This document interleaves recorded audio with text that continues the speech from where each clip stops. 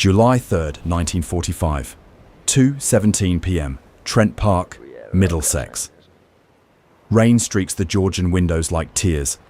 General Lieutenant Wilhelm Ritter von Thoma sits in the oak-panelled library, a cup of English tea cooling in his hand. His iron cross glints in the grey afternoon light. Through the window, manicured lawns stretch toward barbed wire disguised by flowering shrubs. For 6 months, this gilded cage has been his prison. Interrogations are finished. The war is over. He expects transfer to a standard camp any day now. Instead, a British officer he knows as Lord Aberfeldy enters carrying a manila folder. Not thick, perhaps 20 pages. Photographs, von Thoma guesses. Battle damage assessments, maybe. Something requiring his expertise. Lord Aberfeldy sets the folder on the mahogany table between them. "General," he says in careful German, "we need your professional assessment of these documents." Von Thoma nods. He's reviewed dozens of intelligence materials here. Maps, deployment orders, tactical analyses. This is routine. But Lord Aberfeldy's hand hesitates on the folder, and in that half-second pause, von Thoma feels something shift. The silence in the room becomes oppressive. When the folder opens, everything Wilhelm von Thoma believes about the war, about honor, about Germany itself, will splinter like the teacup that will slip from his fingers and shatter on the Persian rug. If this story challenges everything you thought you knew about how German generals confronted the truth, you're not alone. Hit subscribe because the history of what happened in Britain's most secret POW facility is only now coming to light, and it changes everything. For 3 years, Wilhelm von Thoma had fought with the conviction that Germany's war was just, if perhaps strategically flawed. A career soldier from an aristocratic Bavarian family, he'd commanded panzer units in Poland, France and North Africa with distinction. He'd been captured by British forces at El Alamein in November 1942, brought first to Cairo for interrogation, then shipped to England, to Trent Park specifically, a place whose true purpose he didn't understand. The story von Thoma had told himself and his fellow generals in the comfortable confines of Trent Park was simple. Yes, Hitler had made mistakes. The campaign in Russia was badly conceived. The declaration of war on America was premature. These were tactical errors. But Germany's cause, its fight for survival against encirclement, its struggle to secure living space, these remain justified. The stories about camps, about systematic killing, about industrial-scale slaughter, these were propaganda. British exaggeration, Allied atrocity fabrications designed to justify their bombing of German cities. Every German officer at Trent Park had heard whispers. The British intelligence officers, so polite, so accommodating, sometimes let slip references. Bergen-Belsen liberated. Buchenwald entered. Dachau discovered. The generals dismissed these as psychological warfare, crude attempts to undermine German morale. "Show us the proof," General Lieutenant Johannes Brun had said weeks earlier over dinner in the Trent Park dining hall, his voice sharp with righteous indignation. "Show us these alleged horrors, and then perhaps we'll discuss them." They believed they were immune to British manipulation because they were professionals. Military men who understood propaganda when they saw it.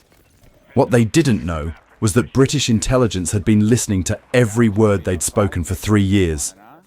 Trent Park wasn't just a POW camp, it was an elaborate trap. Every room was bugged with state-of-the-art American microphones hidden in walls, light fittings, even garden benches. Sophisticated recording equipment captured over 100,000 hours of unguarded conversations. German Jewish refugees working as secret listeners transcribed every discussion about tactics, weapons, war crimes. The generals talked freely because they assumed no one could hear. They bragged about victories, complained about Hitler's decisions, and revealed details about German capabilities that changed the course of the war. Lord Aberfeldy himself was an MI-19 agent named Ian Munro, carefully cultivating trust by presenting himself as a distant cousin of King George VI. The whiskey was real. The hospitality was genuine. But every word, every gesture was designed to extract intelligence. And now, in July 1945, With Germany defeated and the full scope of the concentration camps documented, British intelligence faced a question. How do you make professional soldiers, men who've convinced themselves they fought honorably, confront what was done in their nation's name? The folder sat between von Thoma and the British officer. Standard military manila. Nothing remarkable about it, but Lord Aberfeldy's expression had changed. The practiced aristocratic charm was gone. His face looked like it had aged 5 years in 5 seconds. General von Thoma, he said quietly, these are not battle reports. These are photographs taken by British Army cameramen at Bergen-Belsen concentration camp. They were taken immediately after liberation in April, 2 months ago. Von Thoma frowned. Photographs of a camp. Why would he need to see these? But he was a professional soldier. He'd assessed battlefield photographs before. Destroyed cities, casualties of war.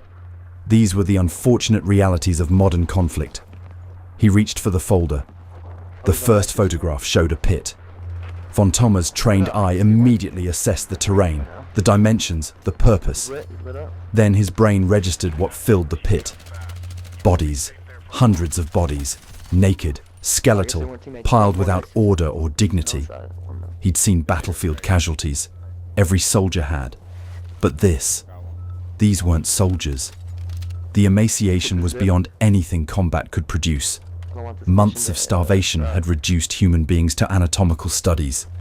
He could count ribs through skin like parchment, eye sockets empty or staring, limbs twisted at angles that suggested they'd been discarded, not laid to rest. Von Thoma's hand didn't shake. Not yet. He turned to the next photograph. A woman. Still alive, but barely. Sitting against a barracks wall. Her face was a skull wrapped in skin.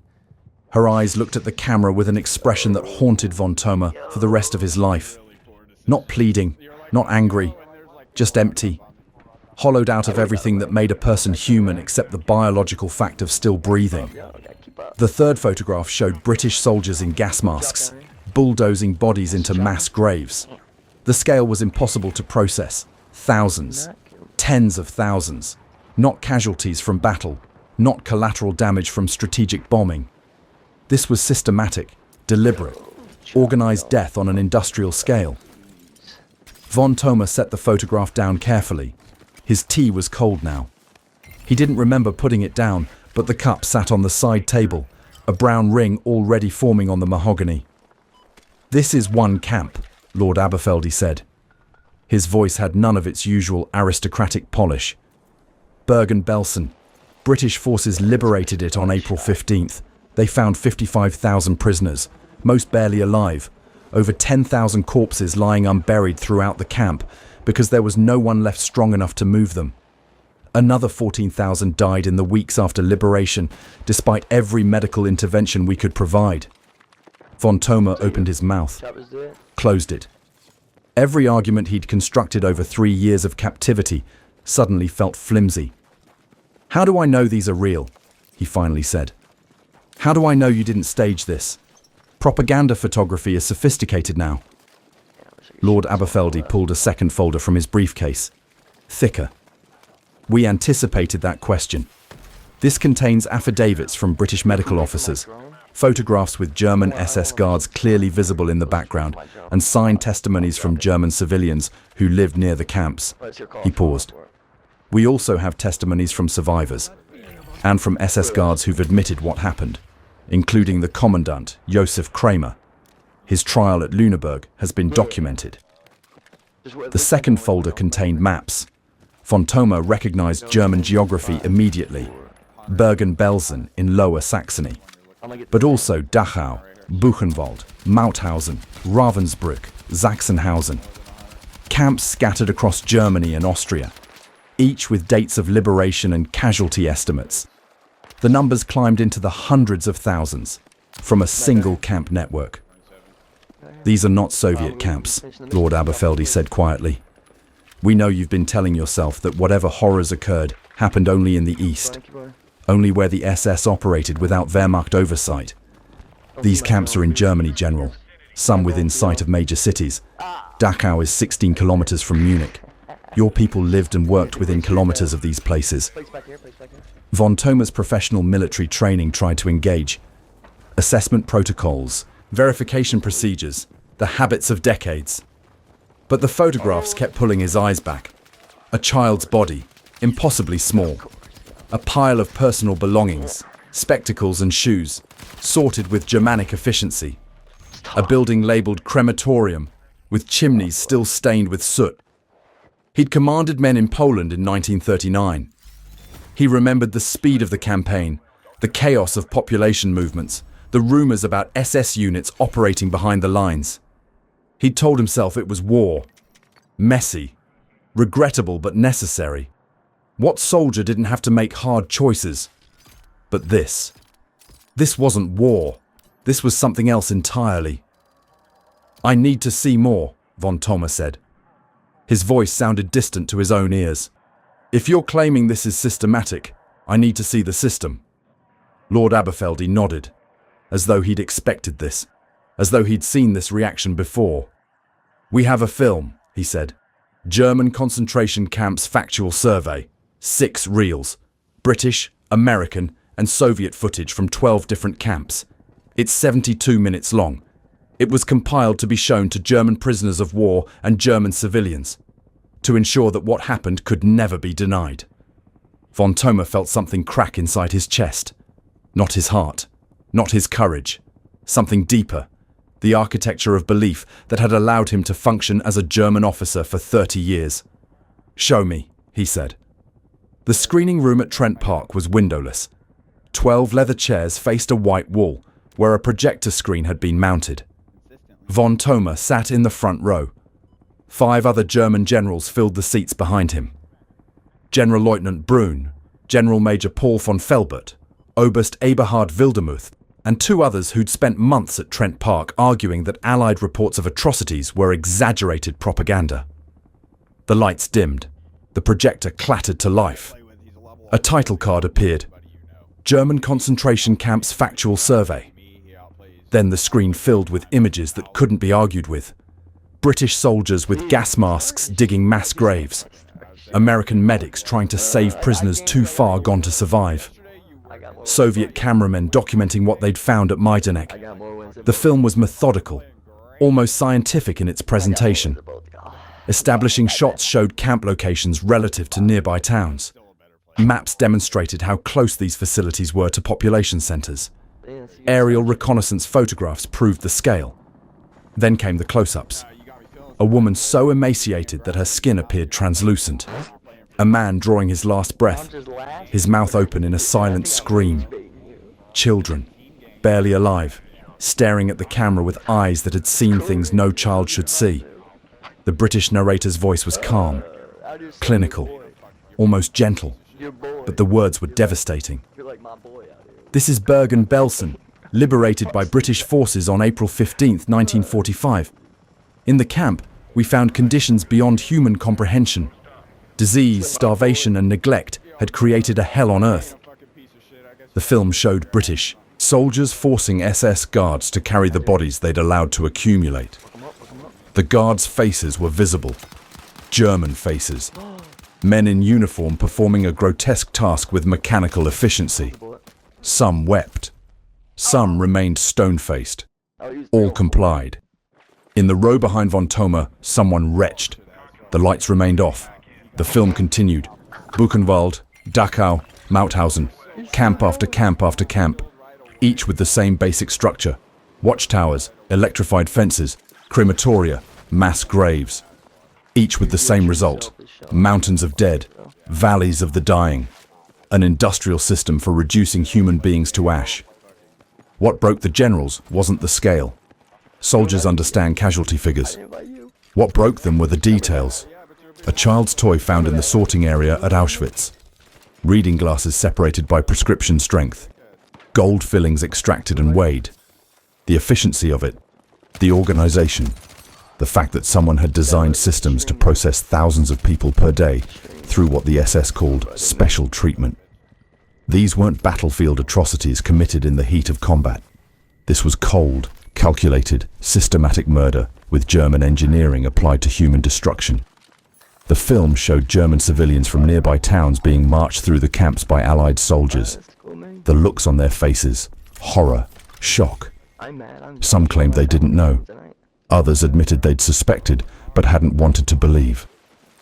The camera lingered on a well-dressed German couple standing in front of a pile of bodies at Buchenwald.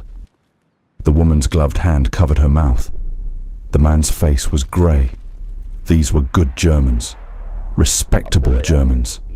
Germans who'd lived 8 kilometers from industrial murder and told themselves it couldn't be true. When the lights came up, no one moved. Von Thoma sat perfectly still. His iron cross felt heavy on his chest. A decoration for valor, for service to Germany. For what? Oberst Wildermuth broke the silence. This cannot be true. His voice shook. This cannot be what we fought for. But even as he said it, his face showed he knew it was true. Every protest they'd made over the past 3 years suddenly sounded hollow. Every argument that these were propaganda fabrications collapsed under the weight of documented evidence. General Lieutenant Brun, who'd demanded proof weeks earlier, sat with his head in his hands. "We knew," he whispered. "God help us. We knew something was happening. The deportations, the ghettos, the rumors about the East. We told ourselves it was war. We told ourselves it was necessary."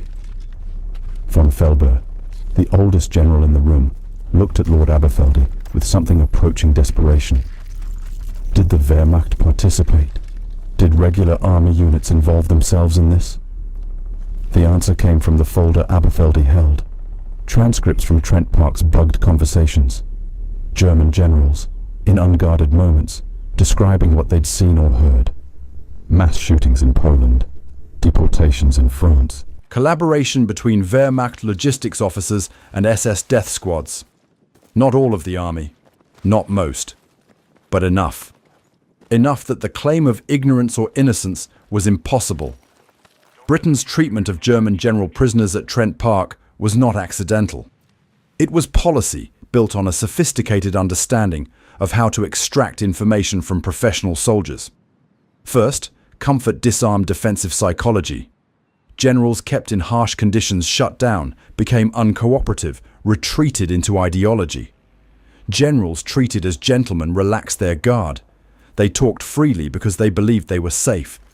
Second, the secret recordings provided leverage. British intelligence knew what the generals had said in private before they showed them the camps. They knew which generals were anti-Nazi, which were conflicted, which were hardline. They tailored their approach accordingly. Third, the film wasn't shown to break spirits. It was shown to force reckoning. British policymakers understood that rebuilding Germany would require Germans who acknowledged what happened. Denial would poison any peace. Confession, even unwilling confession, was the first step towards something approaching redemption. Between 1942 and 1945, 59 German generals passed through Trent Park. All were recorded. All spoke freely. And in July and August 1945, all were shown the concentration camp footage. The reactions, recorded in MI-19 reports, formed a pattern. Initial denial, then shocked silence, then desperate attempts to minimize or compartmentalize. It was only the SS. Hitler ordered it, not us. We didn't know the full extent. But the footage didn't allow compartmentalization. It forced totality. This wasn't an aberration, it was the system. The technical sophistication of Trent Park's operation cannot be overstated. British intelligence had recruited approximately 100 secret listeners, most of them German Jewish refugees who'd fled Nazi persecution in the 1930s. These men and women sat in hidden rooms throughout the estate, wearing headphones, transcribing every word spoken by the generals who'd tried to exterminate their families. The psychological burden was extraordinary. They heard detailed discussions of war crimes, casual mentions of mass shootings, jokes about dealing with the Jewish problem, and they had to remain silent, professional, invisible. One secret listener, Fritz Lustig, later described the experience. "We heard them talk about killing our relatives as though discussing crop yields. We heard them laugh, and we had to keep listening, keep recording, keep our faces neutral when we passed them in the hallways." The intelligence gathered this way was invaluable. That's crazy. Details about the V-1 and V-2 rocket programs that led to bombing raids on Peenemünde. Information about U-boat capabilities that saved Allied convoys. Evidence of Holocaust participation that would later be used at Nuremberg trials. But perhaps the most important intelligence was psychological. Understanding how German military leadership thought, what they knew, how they justified their actions. This knowledge shaped post-war policy. It informed denazification programs. It helped identify which German officers might be trusted in rebuilding the country and which needed to be excluded from public life. Von Thoma returned to his room after the screening. The comfortable quarters that had seemed generous now felt obscene. Persian rugs, leather armchairs, books from the German embassy library. All of it designed to make him feel valued while his country had been running factories of death. He sat at the writing desk and pulled out paper. For 3 years, he'd written letters to his wife describing his treatment, his hope for repatriation, his belief that Germany would recover from its defeat. Now he wrote something different. I have seen today what was done in Germany's name. I have seen photographs and film of Bergen-Belsen. I have no words adequate to describe what I witnessed. All my arguments, all my justifications, all my professional pride as a soldier of Germany, these have turned to ash. We told ourselves we were fighting for Germany's survival. We were, in fact, participating in Germany's damnation. The letter wouldn't be sent for months. British censors held it back. But when it finally reached his wife, she kept it for 40 years. In 1985, a German historian researching German military responses to the Holocaust found it in her papers. It was one of dozens of similar letters written by Trent Park generals in the summer of 1945. The strategic importance of what happened at Trent Park goes beyond intelligence gathering. The program became a model for post-war denazification. British authorities realized that showing German military leadership undeniable evidence of the camps created a cadre of witnesses who couldn't be dismissed as Allied propagandists. These were German generals, professional soldiers from the Wehrmacht. If they acknowledged the camps were real, it became harder for average Germans to claim they were fabrications. In September 1945, British authorities began screening the concentration camp footage at POW camps across Britain and Germany. Over 200,000 German prisoners saw the film in mandatory screenings. Reactions varied. Some became physically ill. Some walked out. Some claimed it was still propaganda. But post-screening interviews revealed that even the skeptics were shaken. The footage was too detailed, too consistent across multiple camps, too well documented to be fabrication. At Trent Park specifically, the impact went deeper. The generals had lived in proximity to their captors for years. They'd developed relationships, played cards, discussed military tactics academically. Lord Aberfeldy, the British intelligence officer posing as aristocracy, had become almost a friend. When he showed them the folder that afternoon, it wasn't an enemy trying to humiliate them. It was someone who'd treated them with respect, forcing them to confront what their respect had enabled. Von Thoma wrote in his diary, "Aberfeldy's face when he handed me the photographs told me everything. He did not enjoy this. He did not savor our shame. He looked almost sorrowful, as though he'd hoped we would prove him wrong, as though he'd wanted us to have remained honorable." That moment of recognition, of understanding that even your captor wishes you had been better, cut deeper than any punishment could. By December 1945, all 59 generals who passed through Trent Park had been shown the concentration camp evidence. Their transcribed responses, now held in British National Archives, reveal a common pattern. Phase 1, shock and denial. Phase 2, attempts at justification or minimization. Phase 3, silent confrontation with reality. Phase 4, for some, genuine horror and shame. For others, retreat into bitterness and resentment. But none could claim ignorance any longer. And that, more than any tribunal, more than any sentence, was the purpose: to remove the possibility of denial, to make the truth inescapable. Decades later, historians analyzing the Trent Park transcripts discovered something unexpected. The conversations recorded after the generals saw the camp footage revealed profound psychological fracturing. Men who'd been confident in their military professionalism suddenly questioned every decision they'd made during the war. Had their logistics work supported the camps? Had their troop movements enabled SS operations? Had their silence constituted complicity? There are no easy answers in these transcripts, no redemption arcs. Just men slowly, painfully realizing that the war they'd fought with professional pride had been cover for something monstrous. Wilhelm von Thoma was repatriated to Germany in 1948. He never spoke publicly about what he saw at Trent Park.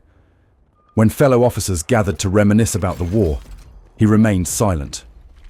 He kept the photographs Lord Aberfeldy had shown him, tucked in a drawer with his military decorations. In 1964, when a neo-Nazi group in Munich claimed the Holocaust was exaggerated Allied propaganda, von Thoma attended one of their rallies, but not to support them. He brought the photographs, and in front of a crowd of young Germans who'd never seen these images, he held them up. "I was there," he said. "I was a German general. I believed it was propaganda too. I was wrong. These are real. This happened. And if you forget it, or deny it, or minimize it, you dishonor every principle Germany claims to stand for." He was shouted down, called a traitor, accused of being a British agent. But the photographs remained, and some of the young people at that rally left quietly, troubled by what they'd seen. Von Thoma died in 1948, shortly after his release. But his letters, his diary, and the photographs he kept became part of the historical record. A German general who'd fought for Germany confronting what Germany had done. The folder sat between two men in a Georgian manor on a rainy July afternoon. Inside were 20 photographs that couldn't be explained away, justified, or forgotten. They weren't proof of Allied victory or German defeat. They were proof of what happens when a nation convinces itself that certain human beings aren't human. That efficiency can be applied to evil. That professional soldiers can serve a system of murder while telling themselves they're serving their country. Before you go, subscribe. Because history isn't just what happened on battlefields. It's what happened in the quiet moments when men who thought they were honorable confronted evidence that they weren't. It's what happened in a library at Trent Park when a folder opened and everything Wilhelm von Thoma believed about himself shattered like a teacup on Persian rug. The photographs von Thoma kept in his drawer remained there for 40 years. When his family donated his papers to the German military archive in Freiburg, historians found them wrapped in a letter he'd written but never sent. To whoever finds these, this is what we allowed. This is what we enabled. This is what professional soldiers can become complicit in when we tell ourselves that following orders is enough. Never let anyone tell you these didn't exist. Never let anyone tell you this was propaganda. I saw. I believed the lies until I saw. And seeing destroyed everything I thought I knew about honor. May you never have to learn what I learned. May Germany never forget what these photographs prove.